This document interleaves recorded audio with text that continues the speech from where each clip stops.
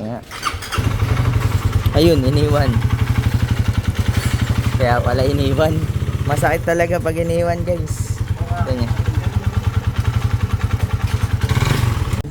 Oh, ano nangyari? Wala nang langis. Hindi kaya din drain niya na yan? Hindi to, hindi pa to siya. Dalo yan. Yun lang. Buksan mo dyan sa ano. Wala rin, pre.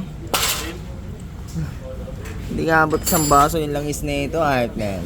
I-wet yung ano. Yung dulo ng pipe.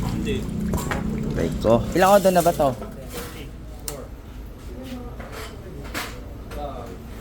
30 po. 37. Hindi kaya na ano to?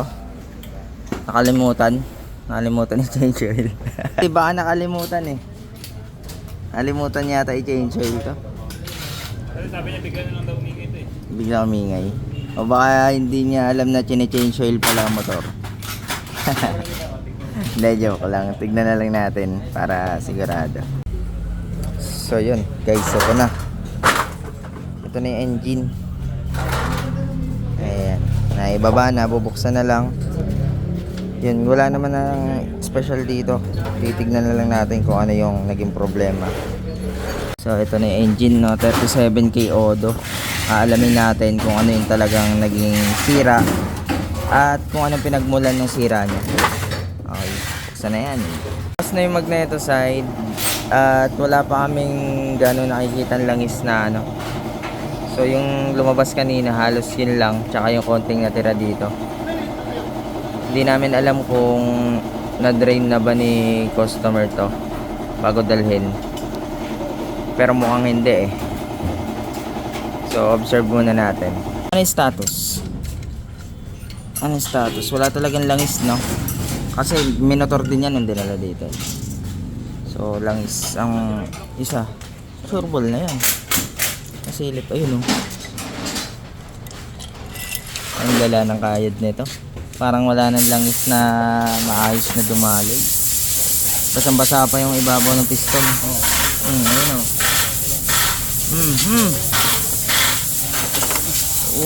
Kitang-kita pag-atak. Kaya nag-miscom. Ito mas malala oh. Ayo, ito. Kayod na kayod.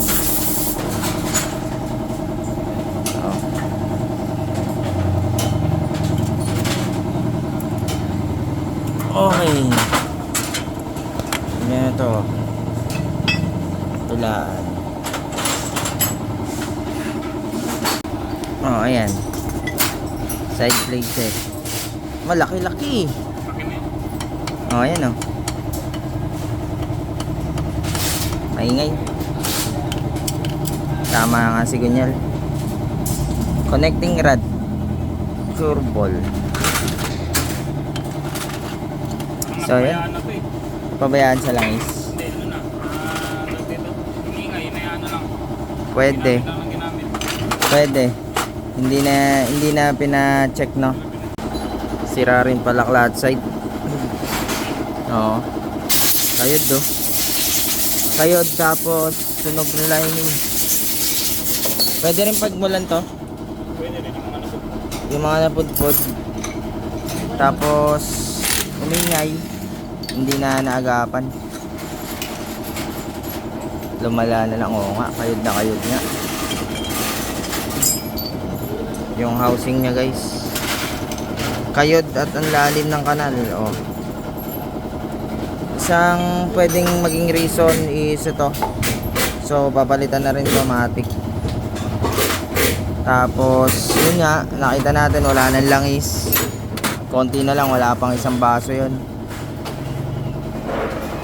So kung tatanungin ako o kami kung anong pinagmulan, dalawa lang yun.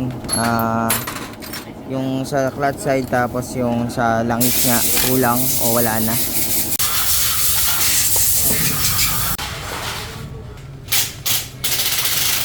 Isang buo ah.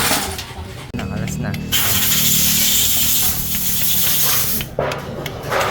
Malinaw pa sa sikat ng araw kung painggan sa pa. Ipe-press mo na? Oo nga, oh.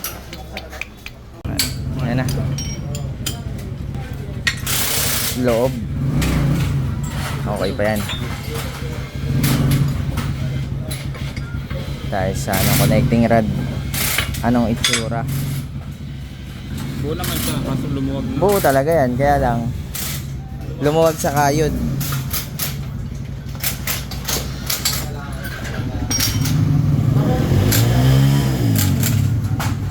Put eh. Oh, ayan oh. Pud. Ayun o. Oo. Diba? Put, walang langis ng mga pet eh. Hindi sira yan talaga. Hindi na lulubricate ng maayos. Ayun. Ayun na kayo. Okay. Yun na yun. Yun na yun. So, Main course lang eh. main course. Langis. Wala namang ibang pwedeng makitang pinagmulan. So, maglilinis na lang tayo ng mga pyesa. Tapos, papalitan yung mga kailangan palitan. Bubuoy na. Alright. Guys, ito na yung mga pyesa. Medyo marami to, no? Sama yung clutch side. Tapos, yung block na ilalagay is Makoto. Aftermarket lang. Steel bore para tipid. Break-in lang ang kailangan na maayos. So, yun lang. Total natin mamaya pag nabuo na. Basta yan na yung crankshaft nun. Gulat ka, no? Yan na yung crankshaft nung kay Dale. Yung biniyak. Ay, na-align na lang. Anong gamit natin connecting rod dyan? Ano ba? Paito pa rin. Paito pa rin. Forged na yan, boss, di ba? Oh, board. Matibay. Standard size, tas forged pa. Tas mura na, boss. 2,000 lang. 2,000 lang. Ito na. Okay, alignment na lang. Okay na yan, pwede na yun. Pwede na. Tumatalbog. Oo, meron pa nga bakal dito. So yan guys, i-align na lang tapos sasalpak na. Then bubuuin.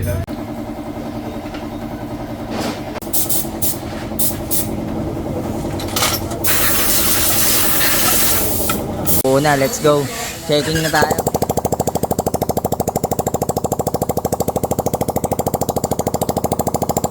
Good. Check natin yung langis.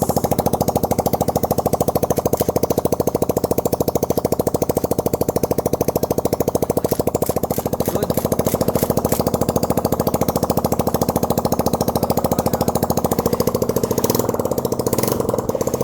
Okay na, okay na.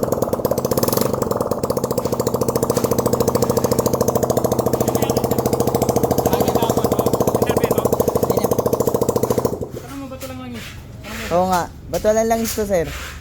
Yung last na kinto yan, sir, na-recover ko lang na langis. Ganun na lang ang kunti, oh. Malit na lang din.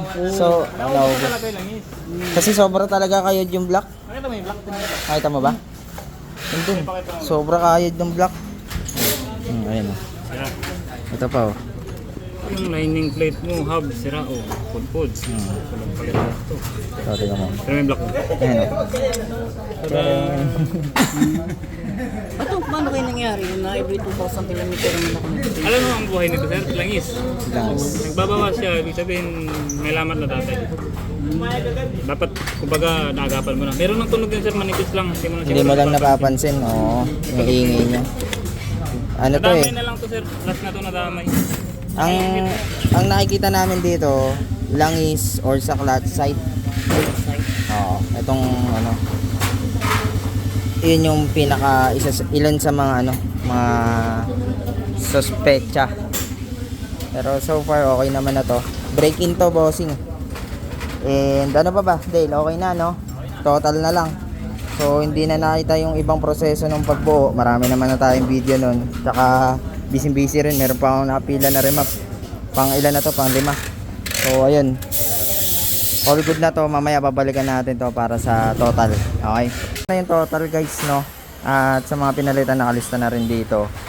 Ito yung mga natirang pyesa niya, yung mga pinagpalitan, binabalik namin yan sa customer. Tapos yung tira na langis. Then ito, connecting rod, side bearing, mga major block. Ayan, pababa, isa-isayin niya na lang.